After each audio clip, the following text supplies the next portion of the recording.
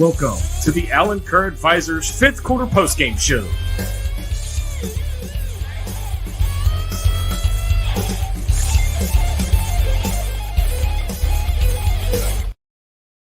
What's up, everybody? Welcome once again to the Allen Kerr Advisors 5th quarter postgame show on the heels of an agonizing, very sucky, and other adjectives that you want to add to this. Loss to LSU, 34-10 was the final. Yeah. It could have been a lot worse, MC. And, of course, we're coming to you live from the NEA Hog Pen tonight for the very first time ever. If you guys missed it, we did our very first Hogcast over on our YouTube page. For the first time in the history of the show, MC and I in the same place at the same time doing a show. And it was very colorful, to say the least. And outside of the game, it was fun. Outside of the game, it was awesome. The game just kind of sucked. Yeah, kind of put a damper on everything. And not the showing that you thought we'd see. I don't think anybody would see. And it never tracked. It never got on track. And LSU did what we did to Tennessee. They did to us this week. And you and I were talking right before show that this is basically like that scene from Remember the Titans when Coach Boone had the math teacher break down the film. And I promise you that's what LSU did to that Tennessee film. Yeah, they studied it pretty well and saw what we like to do and what we didn't like to do. And, you know, I was thinking about this right before we went live. What came to my mind to basically sum up the game tonight is sometimes you're the windshield, sometimes you're the bug. And I think it's safe to say we were the bug. Unfortunately, tonight we were a horsefly that got hit by a windshield going about 80 miles an hour. Just turned into a butt kicking before it was all over. But again, this is why they're the number 8 team in the country. Yeah. And look, contrary to popular belief, the season's not over yet. No. Nobody say a word, Dylan. It's not over yet. Did the win 2 weeks ago kind of change the expectations, MC? Oh, yeah. Yes. Yeah. Did you have expectations and the opportunity to win this game tonight? Yes.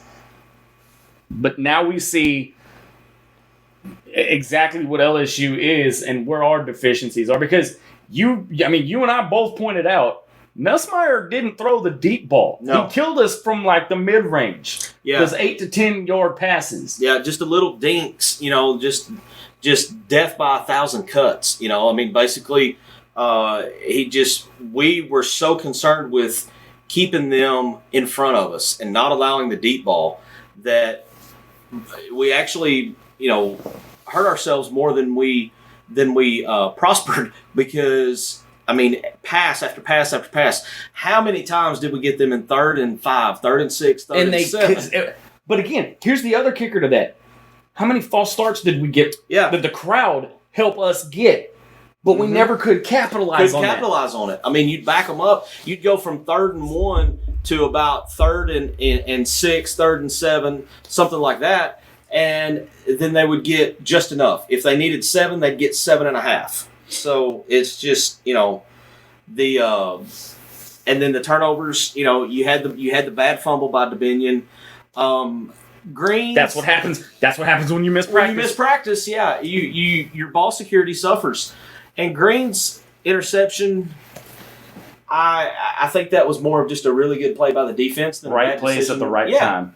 Yeah, sometimes it's better to be lucky than good, and I feel like he got really lucky on that play, and he made a heck of a play. And that kid's a heck of a linebacker. I mean, he's Harold Perkins' backup, and Perkins is out for the year with the ACL. Well, when you go to your backup and your backup is just as good as the guy you're replacing, I mean, he's gonna make plays like that. Even I made the observation that was probably Harold Perkins in Wheat's uniform. I mean, he played like it. He played like it. Yeah. But I mean, at the same time, though, MC, things like this happen. And I'd love to sit here and say, you know, it just wasn't our night. Yeah, I mean, it ran into a better team. LSU's deeper. They're a better team. I mean, like you said, there's a reason that they're number 8 in the country. Yeah. So, but at the same time, I mean, when you look at it, it's one of those things where they came out, the first thing they did was punch us in the mouth. yeah. And that's what really rocked us. Yeah. Well, and we talked about it. You know, LSU did to Arkansas this week what Arkansas did to Tennessee 2 weeks ago on that opening drive. It's just play after play after play. The difference was we came away in the opening drive in the Tennessee game with 3. They came away with 7. And it's just, there's some key plays you can point to. The dropped touchdown in the end zone in the first half ended up being huge early on because, again, it changes momentum.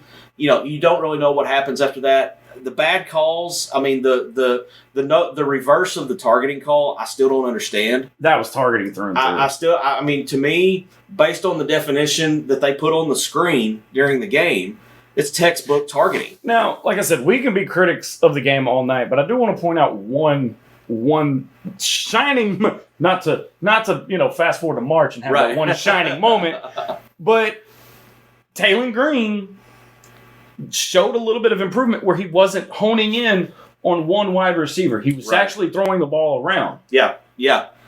I thought overall, I thought Taylon played pretty good tonight. Compared, I pointed this out in our watch along, the Hog Watch that we did. One of the biggest complaints that the Beard and I have about Taylon Green up to this point was locking in on one receiver and not going through your progressions and getting rid of the ball. I felt like tonight he was much better on reading through his progressions and spreading the ball around. Armstrong had a handful of catches, but you also had we got to bring up Broden. The way Broden has been catching. Boy, y'all been dogging you and Beard have been dogging Broden, but I will give the man credit, rightfully so. Yeah, but he got the lights knocked out of him. He did, and that's the one that should have been the targeting call. Yeah. But up until that point, he had not had a drop all night. He had 3 or 4 catches. Luke Haas had 3 or 4 catches. Satania had 3, maybe. And he had one. He had a fumble. He had a fumble late in the game, but it was. At that point, over with. I was going to say at that point the game was really well in hand for LSU. And you really couldn't do anything about that. But in the grand scheme of things, you got smacked in the mouth tonight. Yeah, you did. You got smacked in the mouth.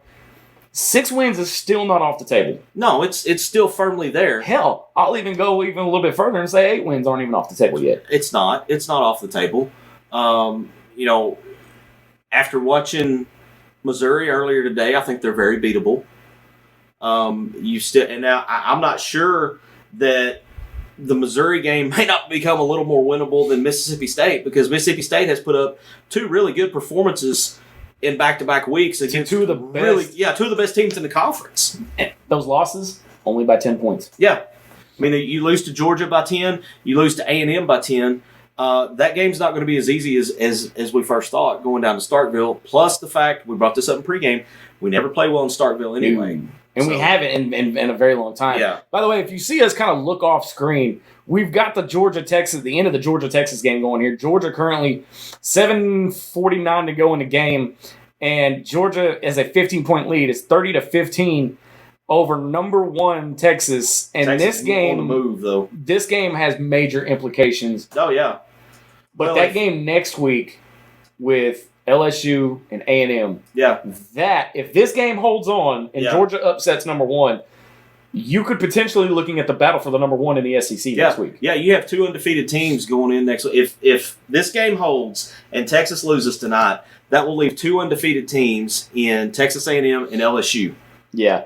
The Beard's off tonight, so we've got D-Mad running boards. D-Mad, go ahead and throw some of these comments up, and let's see who we got talking to us tonight. If you're just joining us, we want to welcome you guys into the Allen Kerr Advisors 5th quarter postgame show. We are coming to you live from the NEA Hog Pen, courtesy of MC. First time in the history of the show, you and I under the same roof in the same place, the same time. After that performance, man, I don't know if we need to do it again or not. I'm probably going to stay down in the Central Arkansas Hog Pen next time. But Casey Sutton says, let's see if I can pull this up here. Are we ever going to pull it? Are we ever going to pull it together? Casey, that's a loaded question. I mean, that's... And I would love to sit here and say yes.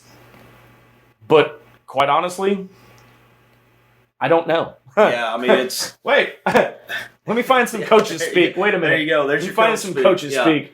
Well, and this is the thing. Sam Pittman, he didn't look like the Sam Pittman again from 2 weeks ago or the week before that.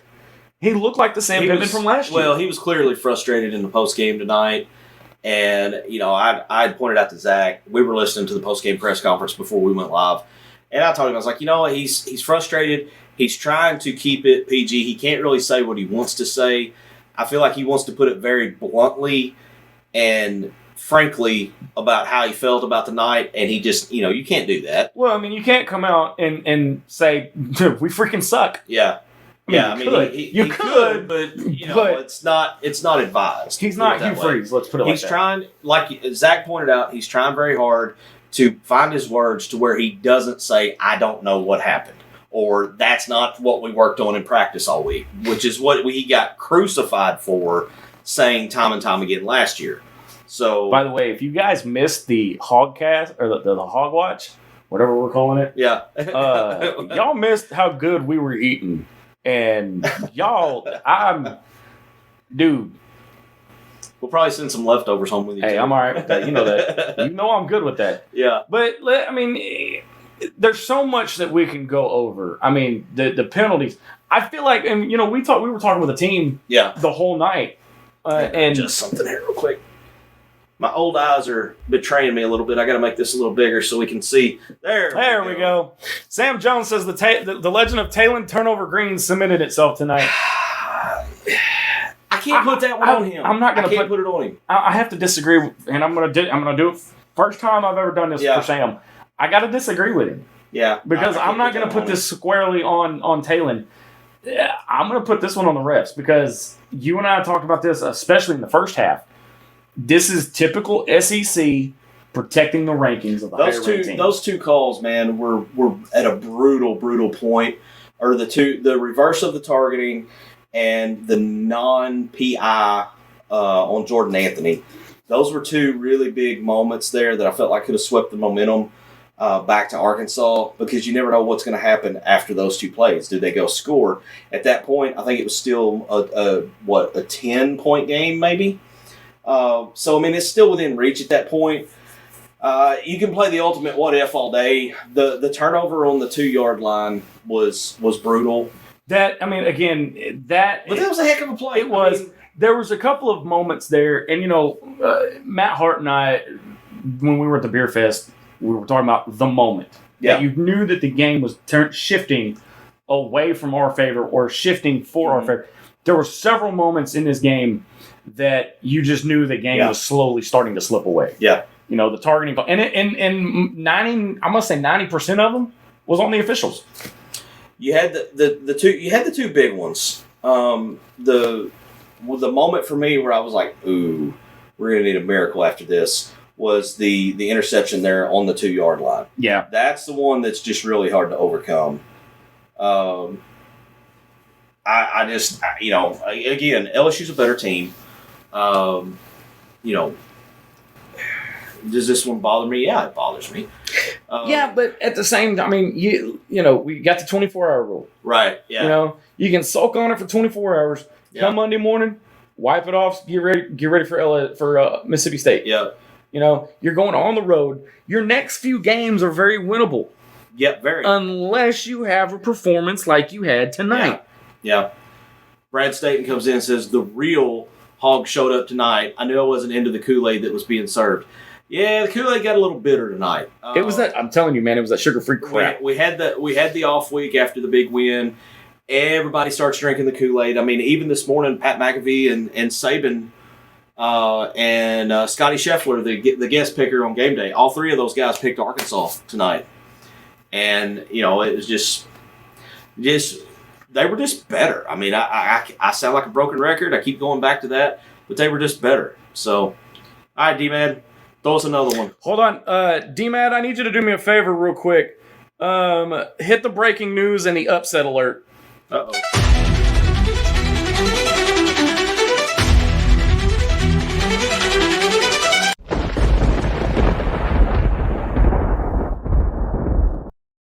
breaking news, an upset coming out of Arkadelphia. Ouachita Baptist has taken down number 1 Harding. Wow. 17-13.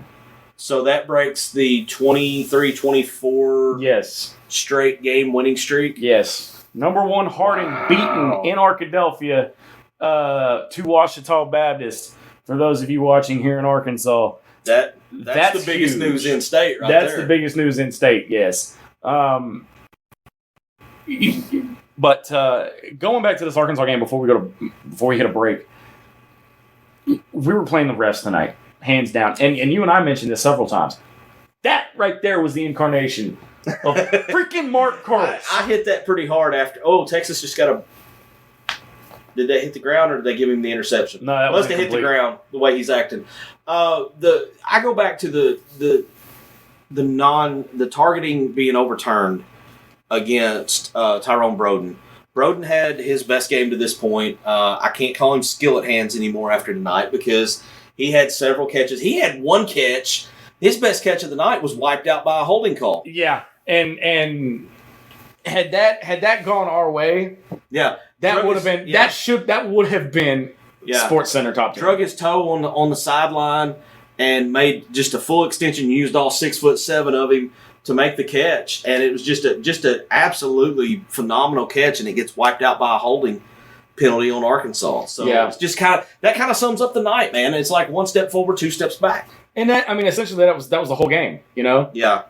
We would we on defense, we'd get a false start for LSU, but we couldn't capitalize. Yeah, and they'd turn around and convert it. On offense, you would get a big gain, you'd start driving, you'd start gaining momentum, and then you'd get a penalty, a holding call, or pass interference, or something. We couldn't run the ball tonight. No, they shut the run game down. Yeah, they shut the run game down. We talked about that in the pregame, and how important it was. And that kind of slapped me in the face because I'm the one that said their rush defense wasn't all that great. And so now you got to wonder what's with Jaquindon Jackson because he went to the locker room and never came back. Do we have an injury update on him? I have not seen anything yet. I was kind of looking through Twitter here really quick, but I don't see because that was a late in the game kind of injury, wasn't it? Yeah, I mean, he never did come back. You had Dominion and Russell the rest of the way. But we're going to take a step away for a second, catch our breaths, kind of recollect ourselves. On the other side of the break, we'll continue our post-game analysis of LSU and Arkansas after this message from Allen Kerr Advisors. Hi, I'm Allen Kerr, president and founder of Allen Kerr Advisors. As an advisor group, our goal is to ensure a positive reputation with government agencies and legislative bodies to provide timely and proactive solutions for all of our clients. We have successfully represented our clients with targeted campaigns that get results. Our focus is on the insurance industry, but we're experts in other areas of business as well. We're a full-service, nationwide advisor group with legislative and regulatory relationship networks in all 50 states. We can. Welcome back to the Allen Kerr Advisors fifth quarter postgame show. The ad got cut short a little bit. Yeah, that caught me off guard. Yeah, but man, I tell you, it stung. Now, how many people, MC, are going to blame the drone show at halftime? Well, I mean, that's the only thing I haven't heard blamed at this point. So we're seeing a lot of, I was looking through Twitter there while we were in the break, trying to find something on Jaquindon Jackson. Nothing there, but I've seen a lot of blame go a lot of different directions. But the only thing I haven't seen blamed is the drone show. Everybody seemed to be pretty happy with it. So. Yeah. Well, and it was pretty sweet, too, to be honest with you. We saw pictures of it and everything. But let's go back to the Camp Productions live fan feedback and see what the fans are talking about. Like I said, if you're just joining us, welcome to the Allen Kerr Advisors fifth quarter postgame show from the NEA Hog Pen. Yeah. And our watch along, man, it was we had fun with that. The only bad piece of it was the way the game went. Yeah. Apparently, we have a new producer, by the way. Jesse got replaced. Yeah, Jesse got called out. Yeah, Jesse got called out after he tried to fire me. My youngest wasn't having it. He was up here trying to hog the camera all night, man. Hey, there ain't nothing wrong with that. He was having fun with it. He was having throw some more of those comments up there, D-Man. Let's see what else we got and let the fans have their voice tonight. Yeah, everybody needs a gripe session after a game like that. I mean, just to kind of get things out of your system, and and just just let it out. Just let it all out. Yeah. That's why we're here. So we're having a little technical difficulties, but I can read through some of these. Jesse. Yeah, Dylan, we can't see anything. We're stuck on the Brad Staten. Yeah, we still got the Brad Staten comment. Jesse put in 75,000. There we go. Doug McDaniel says, Razorback Zach, had a few drinks and watched some awesome Razorback wins while sitting in that chair. Yeah, Doug's a good buddy of mine, and the games he's talking about in particular were during the Elite Eight, Muss's first Elite Eight run. So, yeah, we sit here, Texas Tech game, and oh, nice. Sorry I broke that streak. ORU, some good ones, man. It was like he said, we've watched some good ones in this room. Iowa State currently trailing UCF 35-30. Wow. So I had the attendance and I lost it. 75,893, I think. Fourth largest. So the crowd did their part, man. The crowd showed up regardless of that ginormous water main break in the middle of Razorback Road and MLK. And I was looking at pictures of that, and somebody had posted a drone shot. Mm-hmm. It literally looks like somebody took a bomb and dropped it in the middle of that intersection. Yeah, it's pretty wild. There's Jesse with the... There we go. Yeah. Kyler Gamlin says, how about that Taylor Green performance? He honestly didn't do that bad. Overall, I mean, he had the one really bad turnover, which, like I said earlier in the postgame, I didn't really put that on him. It's just a heck of a play by the Weeks kid for LSU. I honestly, outside of that, I liked what I saw. Like we talked about earlier, he was going through his progressions. 1, 2, 3, ball out. He had to get rid of it. And one of our biggest complaints has been that he didn't stand in the pocket. And just like Loki's saying here, he also didn't seem nearly as panicked in the pocket tonight. No, he stood his ground. He stepped up in the pocket a few times and found the open receiver. He wasn't locking in on Armstrong. I mean, I think you're seeing the progression in him that you want to see. I mean, yes, you're halfway through the season, but let's not forget, he's coming in, he's drinking from a fire hose trying to learn this offense. I mean, there's so many intricacies. Jesse and I have been all over Green. We've been complaining about him. Jesse comes in and says his pocket presence was much better tonight. I agree 100%. It was better. And you saw the result of it, too, by being able – you saw Tesla have catches. You saw Luke Haas. You saw a couple of different guys. He spread the ball around like what we've been begging him to do. But again, we just couldn't get in the end zone. Brad Staten, I feel like 6 wins is still reachable, but if we somehow get more than that, I would be way surprised. Look, I think 6 has become the new baseline. You've got to get 6 now. So we keep harping on the Tennessee win, and even though we lost to number 8 tonight, that was a big momentum swing for the season because none of us had that record where we are tonight. No, nobody had that. No, D-Mad will tell you differently. I mean, he was Iowa State 38. There was one. Yeah, there he is. Yep. Hey, you know what? If I'm in your shoes, I'm reminding us of that every chance I get to. Every time we mention him on the show, that finger. Put it down. See, I'm here now. I'll break that thing. No, look. One of the telling stats from this game. How many rushing yards do you think we had? Maybe 50. Maybe. Not even close. Not even 50. Huh? 38. Oh. Yeah, 38. We were averaging 200 yards on the ground coming into this game. Who does this sound like? It sounds just like Tennessee. It sounds just like Oklahoma State, which, by the way, got beat by BYU Friday night. Yeah, they have not had a Power 5 win since they beat us. Passing yards were almost the exact same. 235 for LSU, 239 for Arkansas. Yeah. Just shows how important the rushing game is and how important it is to not be one-dimensional. 158 yards on the ground for LSU.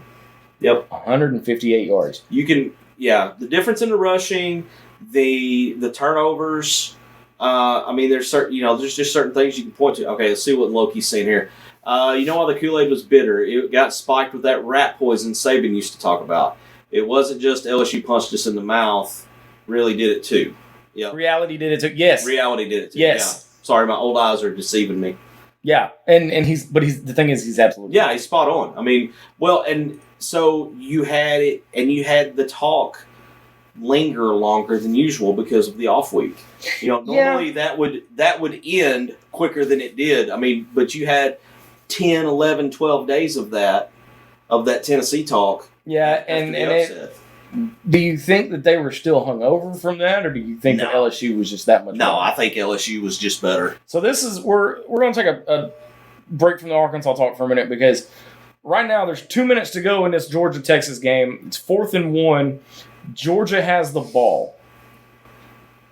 You could pretty much say that Georgia's got this.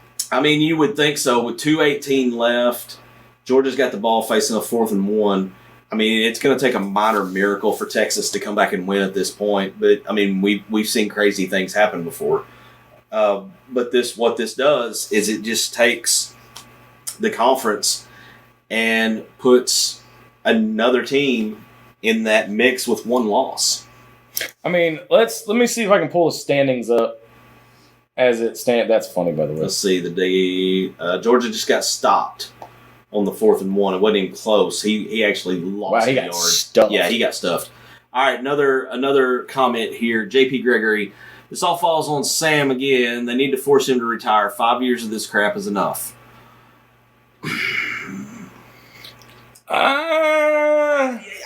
Okay, look, I see where JP's coming from. It's, you can make the argument that this is another, Amber Heard in the bed moment. Funny.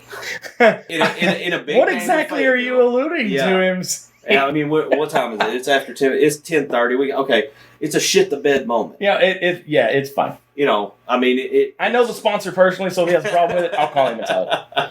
But I mean, that's what it is. It's we've seen over the course of Sam's time here, we've seen a lot more games in Fayetteville where the team has just completely crapped the bed rather than doing what they did against Tennessee. Yeah. And I understand the frustration. And I've been one of Sam's biggest critics. But let's see how this season finishes up. If he gets, I can tell you this right now. If he gets to 6, he's not going anywhere unless he wants to. D-Matt, Jesse's got a question for MC. Says Harris did have a brutal holding penalty at tackle, but I feel like swapping him and Blackstock was a good move. You guys talked about this last week a lot on the pre and post game show, or 2 weeks ago on the pre and post game show. What are your thoughts on that? I know he says y'all were very skeptical. We were very skeptical of it, but it looks like tonight, for the most part, I thought it worked out. He did have a really bad. The holding penalty was very ill-timed. I mean, it's like one of the worst points you could have at it. But Blackstock, you didn't see him getting exposed tonight like you have in other games to this point. And so overall, I think the move to swap them, I agree with Jesse. I think overall it was a good move because, I mean, offensive linemen, everybody's going to have a holding call at some point. And just to add to that, in the post-game presser, Pitt did say Kudus is probably going to be back the rest of the year. See, I don't think that's a good move. I think they need to hold him out till let him play. And I think it was Jesse that said this on Thursday night. Because I want to make sure I give credit where whoever said it. Right. I think Jesse's right. They need to hold him out, let him play the last 4 games, and redshirt him.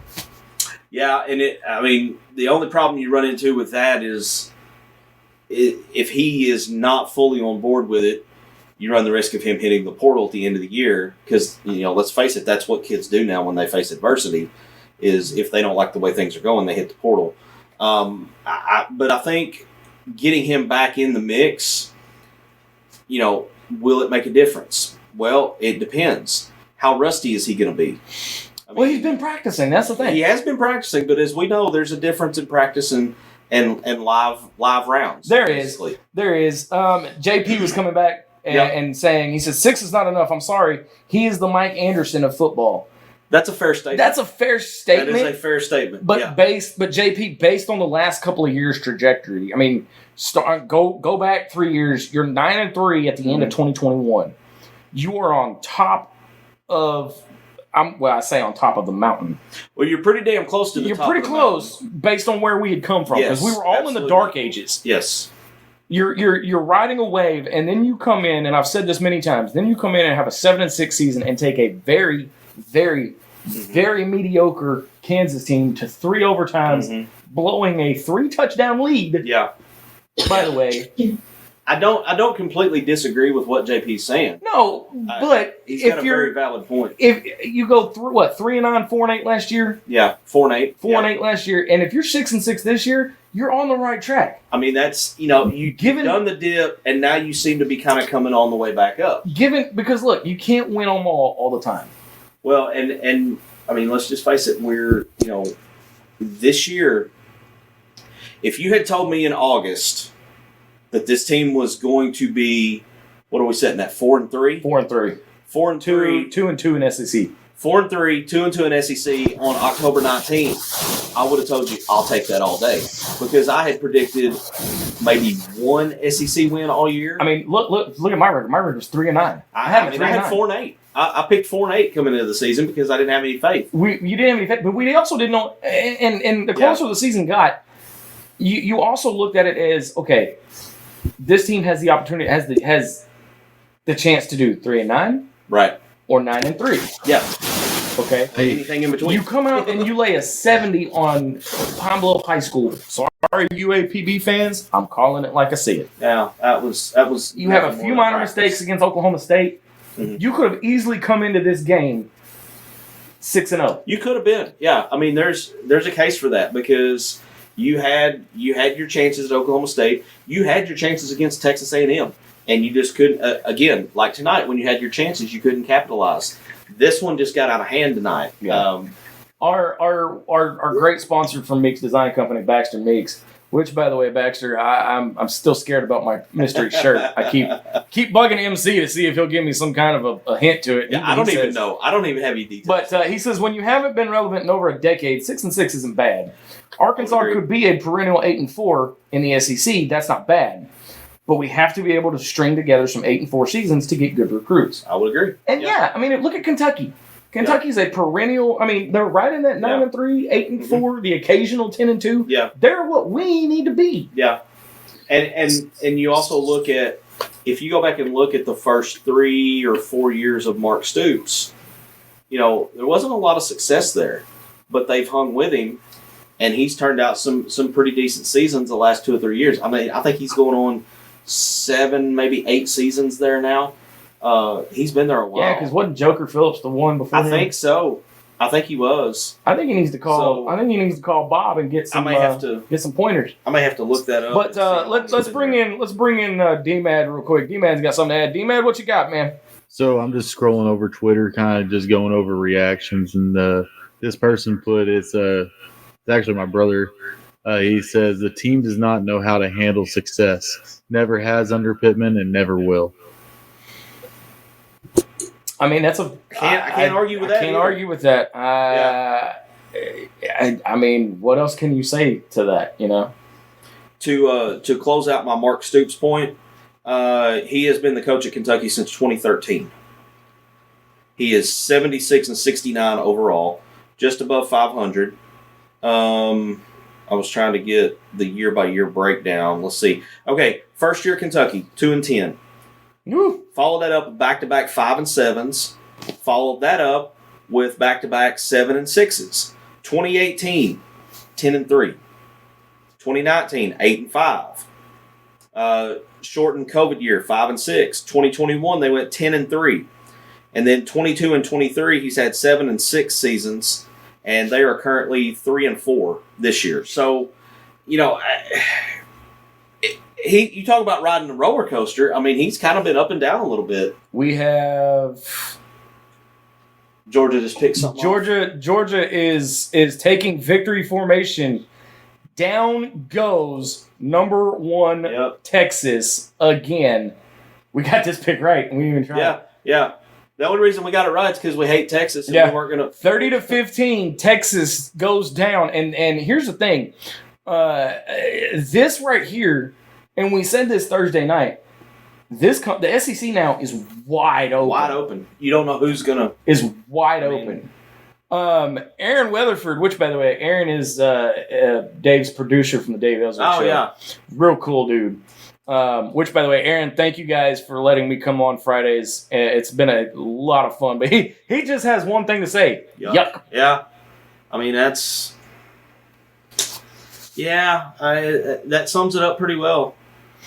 We're gonna step away, and when we come back, we're gonna go through some more of your comments, some more of your questions, and we're gonna run down the SEC standings after we hear this from SeatGeek.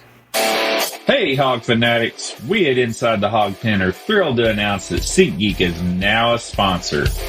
As brand ambassadors, we're excited to share that SeatGeek is a ticket app that simplifies the ticket buying process for all your favorite events.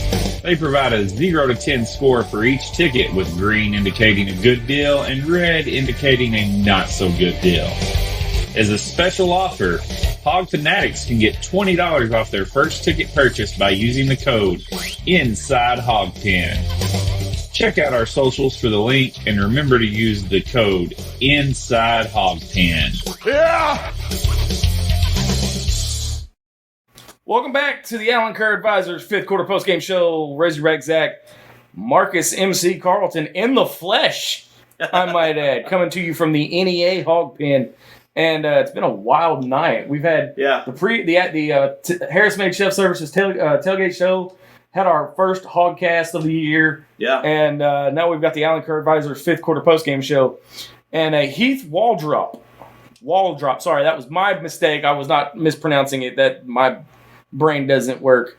He says, I still say that the biggest deficiency that this team has is a quarterback. If you have a good SEC caliber quarterback back there, this team would have entered today undefeated and could have challenged for this game too.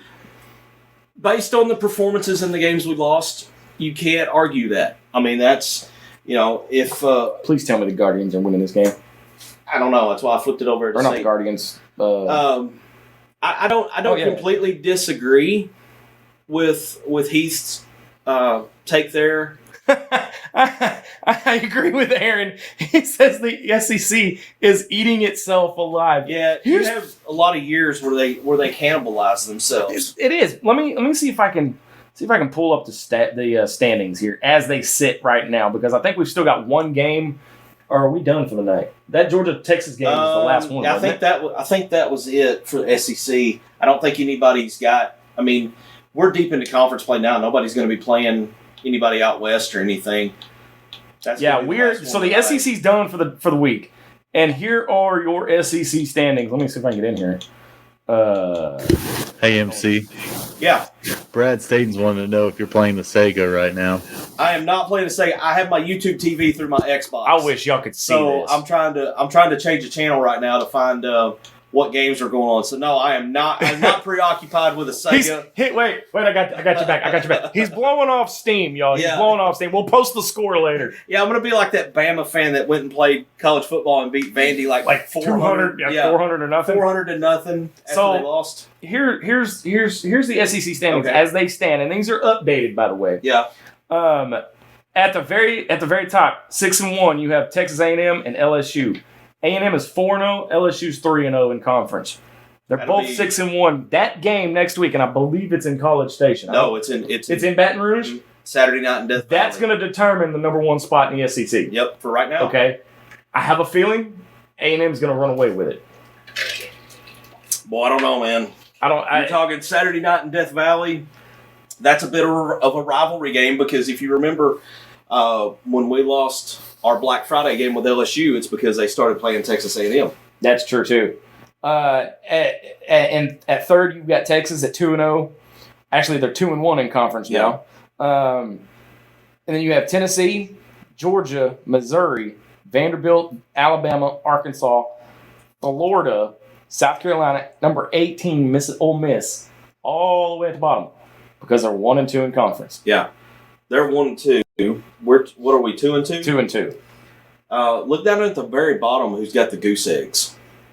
Auburn and Mississippi State. Auburn and Mississippi State are both 0-4, which is a little bit misleading because Auburn Auburn should have beaten Missouri today. I watched the ending, the fourth quarter of that game. They were up, I believe at one point they were up 17-6 and got beat 21-17, I think. And Mississippi State, we've talked about them the last couple of weeks. They've had a couple of really good games. Come up on the short end of the stick, but they're not getting blown out. They're playing tough with some of the toughest teams in the league. JP says TG is too inconsistent, just like at Boise State. 10 times he could have ran for 10 plus, and he will not cut it. Again, I don't completely argue, but I mean, unfortunately, right now he's the best we got. You've been corrected. On that game is at College Station. Oh, it is at College Station. Bama goes to Death Valley in 3 weeks. Okay, all right. So, if it's at College Station, if it's Kyle Field. You got to give the edge to A&M. You probably got to give the edge to A&M. As much as we don't want to, you've got to give the edge to A&M. Yeah, well, I mean, I don't like either one of them. So I mean, neither do I. I'd like them both to lose. But at least you got some good news tonight from up here in the NEA. Yeah. State won. Yeah, they did. They held off Southern Miss. Went out to Hattiesburg. And I say held off. They took off and ran. They took off and ran with it. Speaking of, I got my first view of Arkansas State this afternoon. My 15-year-old was in a band competition at A-State, and I'll tell you, Centennial Bank Stadium's not bad. Yes, like I told you, they've made several upgrades to it over the last decade or so, and it's not top, it's not SEC caliber, but it's they're in the Sun Belt, so it's a nice stadium. It holds 30,000. You've got a pretty good atmosphere there when you can get people there. The problem they have is getting people to come out on a consistent basis. So in the Sun Belt, and they might. Yeah. I mean, you've got Butch Jones up here. Well, but look at the list of coaches. And again, I know we're talking about LSU here, Arkansas LSU, but we're talking about all of college football here. There's only so much you can say about the butt whooping we took tonight. So apathy has not set in like it did last year, where we would come on to the post game show or we'd come on to the weekly show and go, well, lost again. We crapped the bed again. I mean, it was to the point. I mean, it was almost to MC last year. It was almost to the point where we just sit up and just stare at each other on screen because you can't say anything. Well, and the same things kept happening over and over and over. And there's only so many ways that you can describe what happened last year. I want to see what this team does next weekend in Starkville. You've got an early start, which generally favors the road team. You're looking at, I believe, 11:45 kickoff. Yeah, 11:45. I believe that one is on SEC Network. Yeah, I think it's SEC Network. Let me confirm that. So while we're at it, let's look ahead because you have an opportunity. You still have a very good opportunity to turn some heads if you just clean up your mistakes. I think the goal for this year has to be getting to 6, getting to a bowl game. That I know a lot. Nobody wants to hear that right now. So you have Mississippi State, next week, and that is on the SEC Network. Okay. That follows SEC Nation. So you'll have Marty McGee, SEC Nation, SEC Now, and then you'll have our game at 11:45. Which I hate these. I hate the 11:45. I hate these off games where they're like 3:15. No, it's 2:27. Yeah. But you have Mississippi State. You have Ole Miss, and then you have a bye week. You have another bye week. Before Texas comes. And then you have Texas. Yeah. Then you have Louisiana Tech, and then you have Missouri. Yeah. It is very, very, very possible you're setting to go 3-2. Yeah. On those, yeah. You can go 3-2. Yeah. You've got to get... Now, for anybody that plays Texas now, they need to dissect down to the molecule this Georgia-Texas game that just happened. Well, and you also got to figure out, okay... Do we have the dudes that can make the plays the Georgia guys make? Because Georgia's still full of dudes. Yeah, and there's and I don't know. And again, I don't understand what happened, but Travis Williams was not calling. I mean, his play calling, it little sus this week. Wasn't bad play calling. I think it goes back to you faced a better offense this week than you did 2 weeks ago. Tennessee came into that game with all the hype, and now they went and upset Bama this week. But they had an off night. You took advantage of it. But I think if Tennessee and LSU, I don't know if they play this year, but if they played, I think LSU handles them pretty well. I think where LSU is strong is one of Tennessee's weak points. So, and I don't even know if they play or not. Loki, I am still waiting to hear back from her as to how she did. The awards happened about an hour and a half ago. She is making her way back home to Bigelow High School as we speak. So I will let everybody know Thursday how she did at the competition. Baxter says, I think we have a legitimate chance to get 7 wins. I think seven's within reach for regular season. Yeah. Yeah. Because, you could look at, Mississippi State, and then who's after that? Ole Miss. Is Ole Miss on the second? Okay. And You're talking about our games? Yes. Yeah, you have Mississippi State, you have Ole Miss, you have the bye week, and then you have Texas, La Tech, and Missouri. Okay. Yankees just clinched going to the World Series. Man, 5-2 in 10 innings. I was really hoping that Cleveland could pull it off. So, just to kind of bring this back, LSU's defense has been struggling this year, but it seemed like last week they figured it out.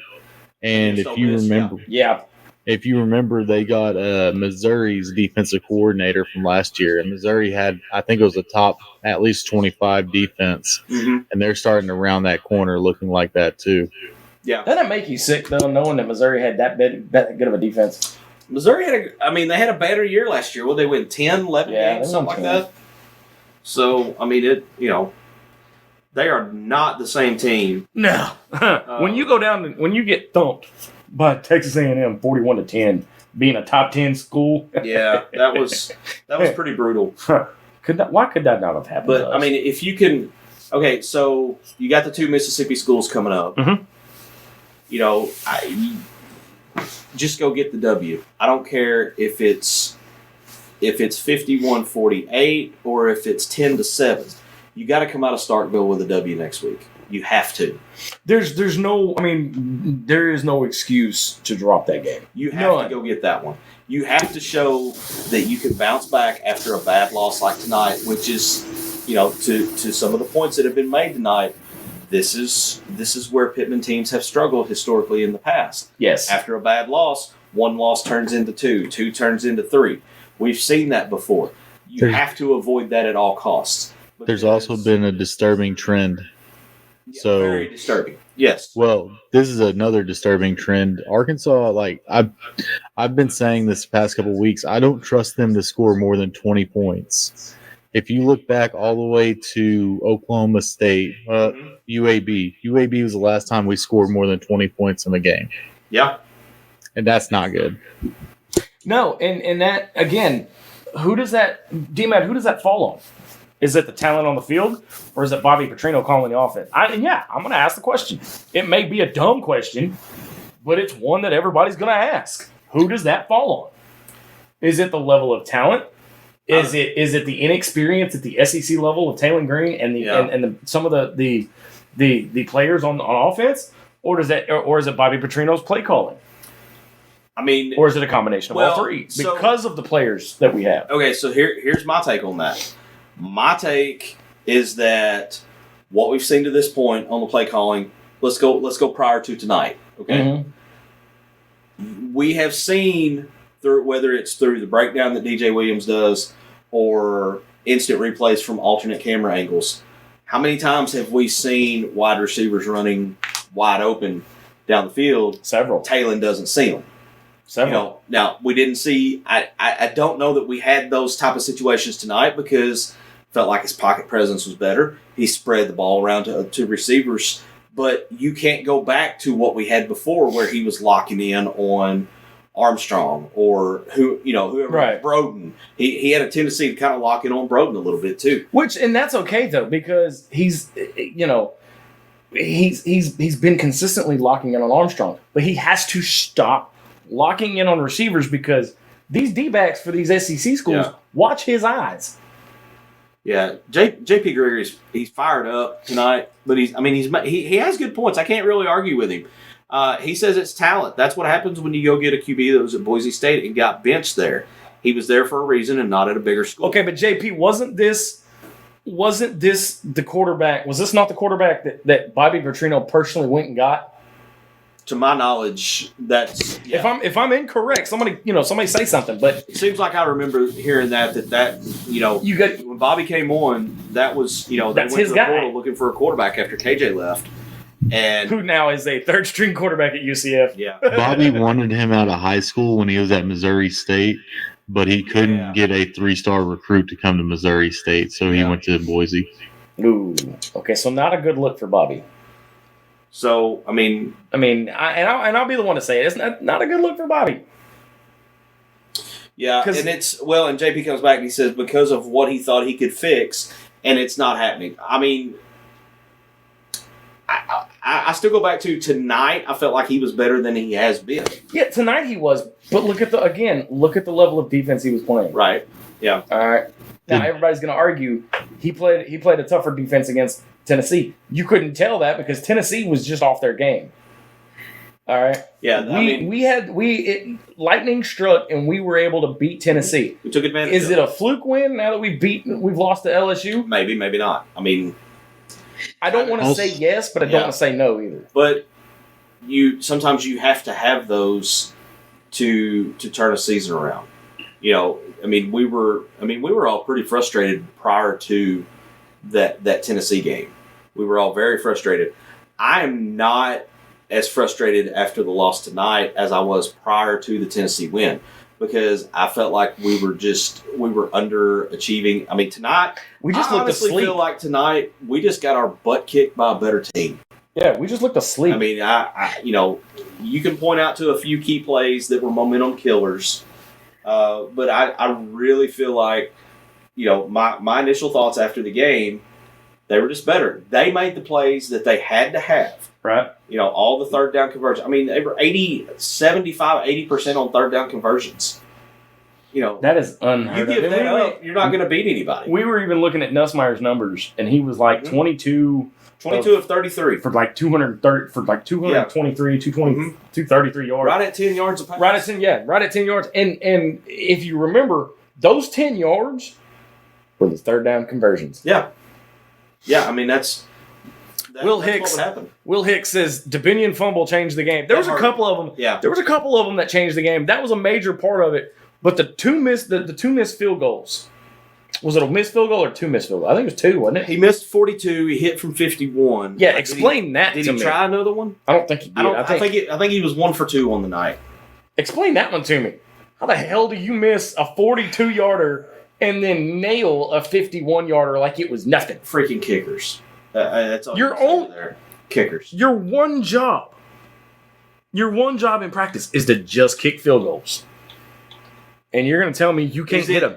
Is it better to miss your first one and hit your second one?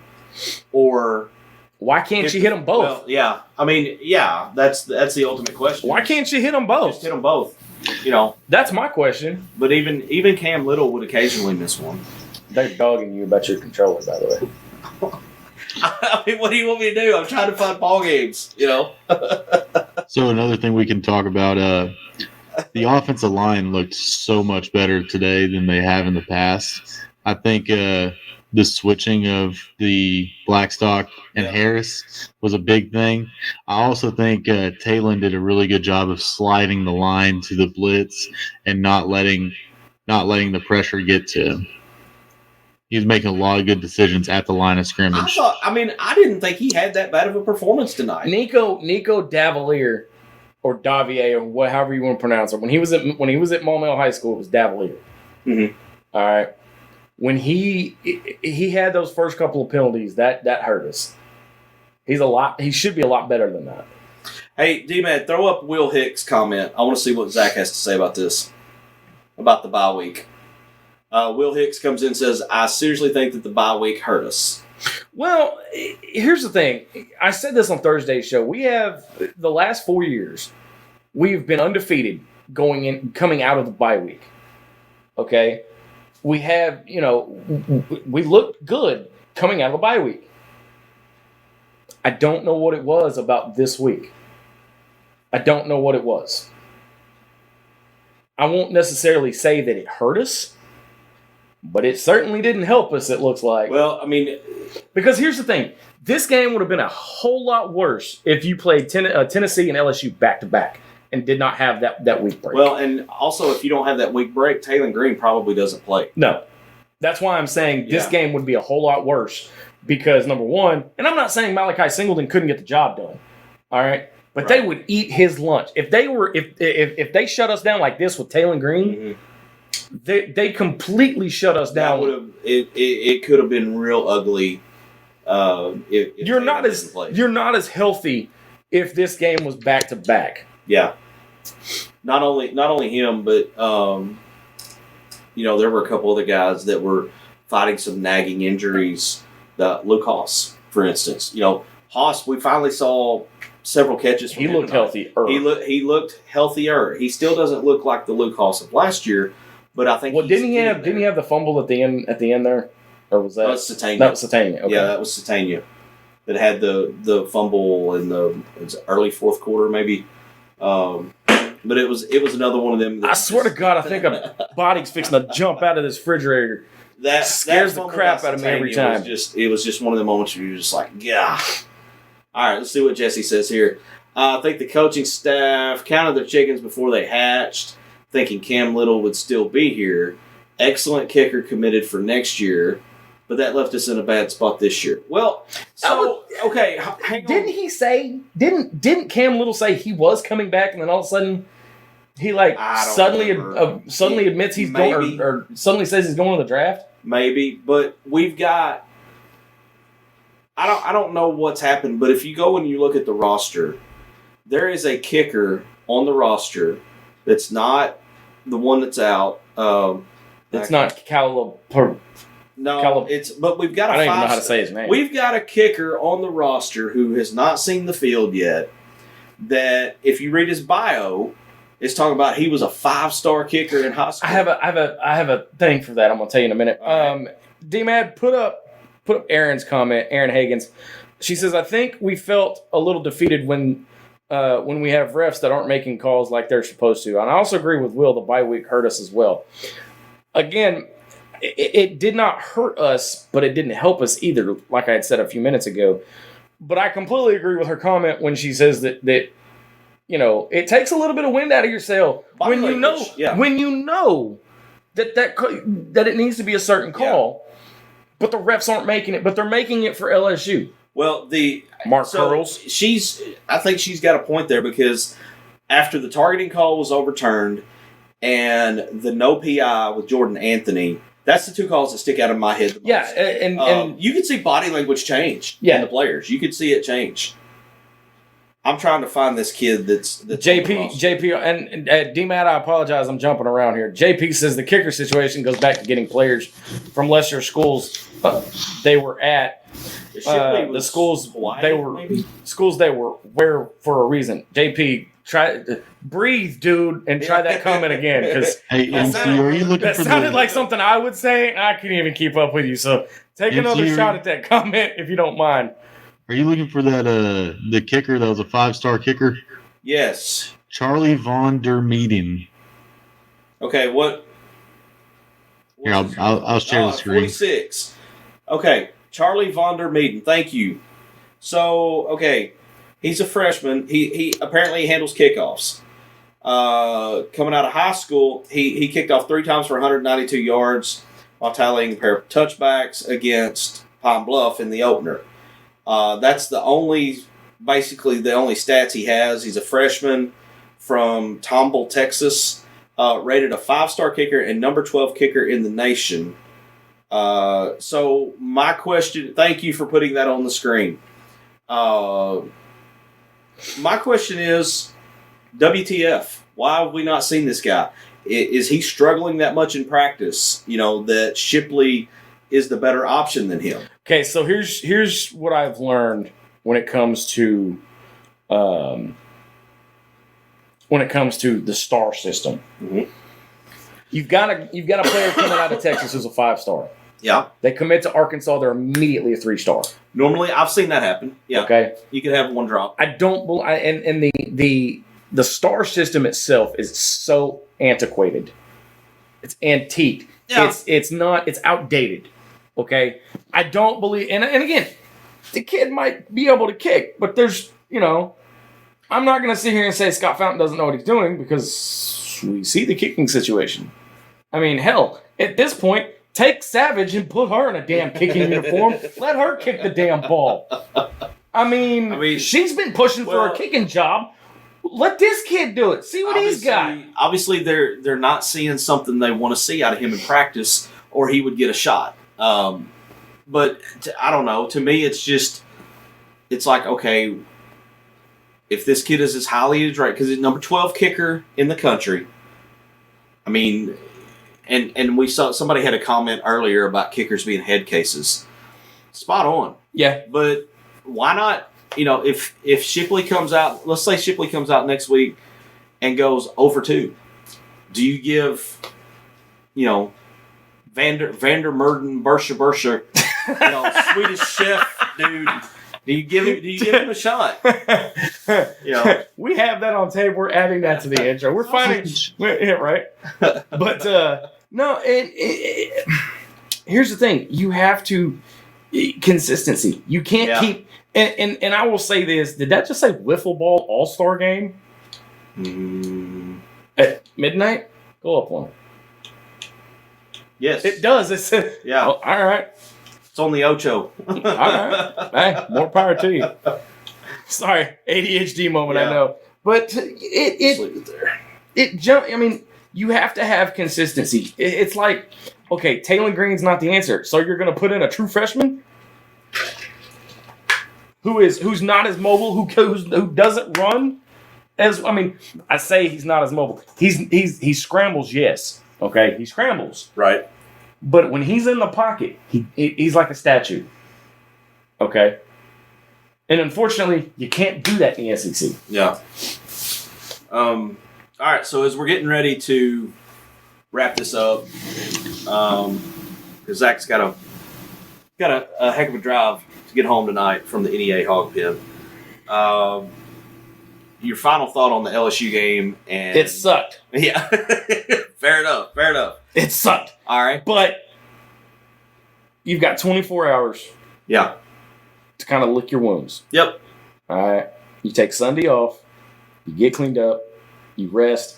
You hit the film room Monday morning, or you hit the practice field Monday morning, and you hit it hard. I mean, you hit it like you are playing for the national freaking title. All right. And you go into Starkville. You ramrod them. You don't let up. Easy now. Easy now. Easy now. ITHP after dark. Easy now. I'm trying to keep it family friendly so we don't We're not piss talking anybody about off. basketball, Zach. But I could have gone with, look, I could have said something else. Then y'all are really.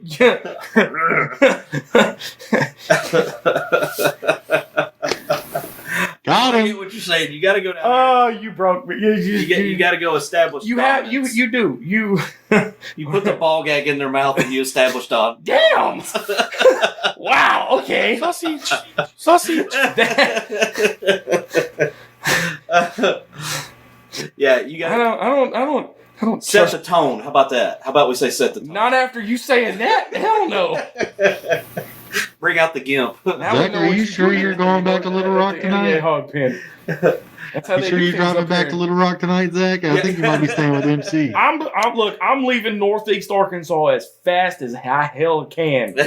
Holy, get me out of here! Things get wild up here after dark, man. I am. Loki I'm not says saying a all, word. Loki No, says but- all of this is going in the gag reel, no pun No intended. pun intended. Yeah, Jesse's gonna be mad he missed this. yeah. But in all honesty, you go into Starkville and you don't let up. Right. You, No, I agree. You can't. Okay? You can't let them get back in it. You cannot take your foot off the gas. You go in and you play like a pissed off bunch. Yeah. Because if you don't, you've got Ole Miss back home the next week. And that game is just as pivotal as Tennessee, as LSU. Absolutely. Yeah. Because they're still ranked. They're not ranked as high as those two, but they're still ranked. Well, not only that, but And I think they were on a bye week this week too. yes, they were. if you go down to Starkville next week, you take care of business, you come back. In addition to Ole Miss being ranked and coming into Fayetteville, you've got bowl eligibility on the line. Yeah. Because you're looking at 6 wins right there. Yeah. If you can beat if you take care of business in Starkville, then you come back home, bowl eligibility's right there. You got to reach out. And again, I know we're wrapping up, but I want to throw this out here. Yeah. And I'm about to kick off the hornet's nest. I know it. Let's say you win the next 2. Mm-hmm. You're bowl eligible. Yep. Okay. Say you beat your only other wins Louisiana Tech. Okay. Okay. So that puts you at 7. It puts you at 7. I can't complain. If you're at 7, I'm not saying intentionally drop Right. the other ones, but again, you get bowl eligibility.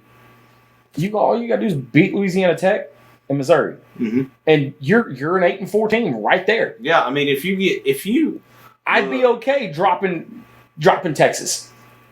well, I don't want to. Chances are that one's probably an L. We're gonna cut that. No, but again, my point is, if you do anything more than 6-6, That's icing on the cake. that's icing on the cake.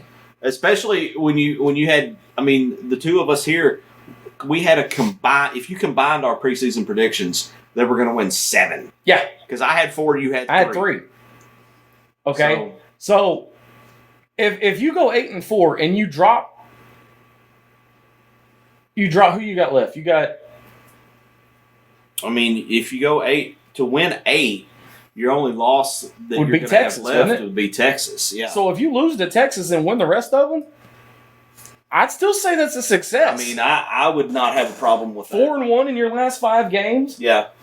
Granted, nobody wants to lose to Texas. If you're an Arkansas fan, the last thing you want to do is lose to Texas, and they're showing that again. Yeah, there's the play by weeks that was the. And that again, that wasn't on anything. That was a perfect. Great That was play. Weeks being in the right place at the right time. Yeah, he made a great play.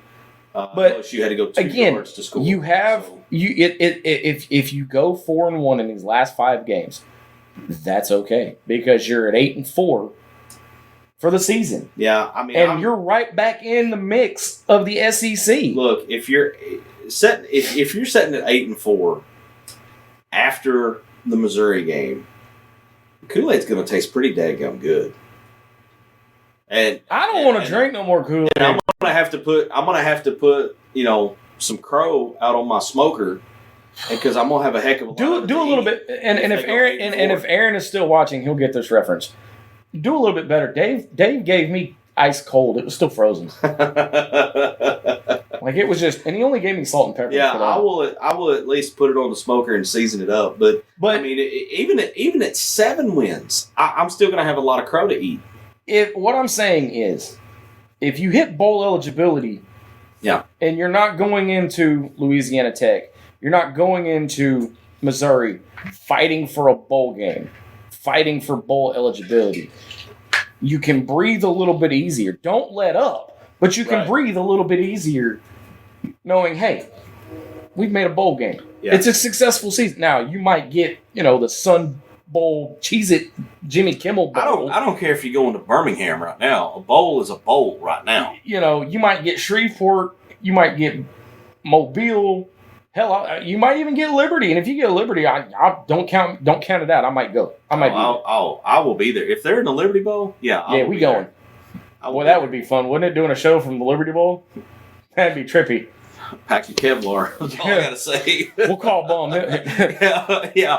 No, I was about to say, make sure to pack your bulletproof vest. Yeah. Right? There ain't enough Kevlar. But in wrapping, like I said, and I got off in the weeds. But final thought would be, yeah, you got punched in the mouth tonight, but it ain't the end of the world. Well, and how do you respond? How do you respond? Do you want me to do be? you pick it up and go back and pull your bootstraps up like a grown ass man and go take care of business in Starkville, or do you bring back the ghosts of last year where 1 loss turns into 2? No, honestly, if I'm this team right now, I'd sulk on it for 24 hours. And Flush then Monday morning, I'm playing like I'm pissed. Flush it. You got to flush it. And you go into Starkville playing pissed off, angry with something to prove. That you're not going to... I'm going to say this because it's ITHP After Dark. You don't go into Starkville and bend over and take it up the freaking tailpipe. No, you have to. You have to, and I mean, you go in there and you kick their ass. You have to. If this team has one more blowout win in the arsenal, I feel like it needs to be next Saturday to get the confidence back, to get set back on that. But track. the argument can be made. Why next Saturday? Oh, Mississippi State's only 1-5. They're 0 in conference. But you can see if you've watched them. As D-Mad said against UAPB when he imitated you and I, you're supposed to beat a team that bad. Yeah.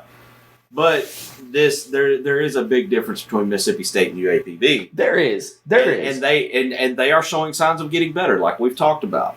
They're showing signs they're going to get somebody. If we win that game by 14 points or less, I'm a little worried. It's a win. It's a win, but again, I'm a little worried. I think you got to be careful about even having that thought, because I think Mississippi State's getting a little bit better than people think.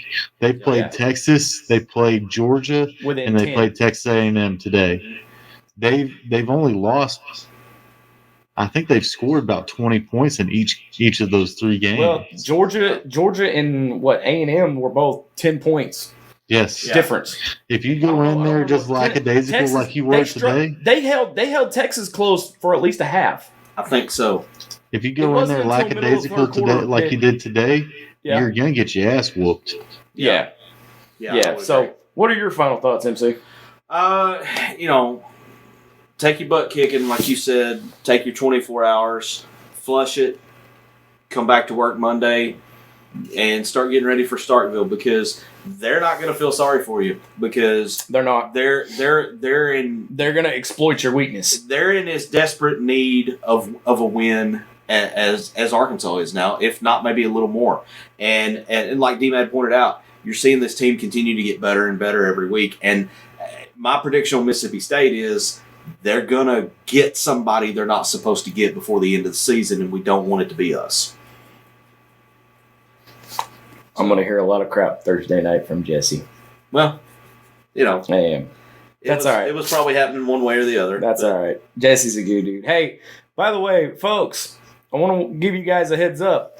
Friday night, 8 p.m., it's our first basketball hogcast. That's right. My boy here is taking point. It's going to be Kansas, Arkansas, Bud Walton Arena, and he is going to be taking the lead spot in our hogcast. You can call it an exhibition game if you want. Ain't no way. This is going to have a late February, early March feel to it. Now, I want to warn you guys, even if we lose that game, it's not the end of the world. All right? I'm going to let MC explain why Thursday night. But be watching for that. Friday night, 8 p.m. is our second hogcast of the season. We are not going to be in person on this one. No. But it's going to be the same setup, same way we did it before. Only on YouTube. So be watching for that. And again, Friday morning, I will be on the Dave Ellswick show. And then, of course, we've got our usual Thursday night, 7 p.m. We'll be recapping this and looking forward to the rest of the season.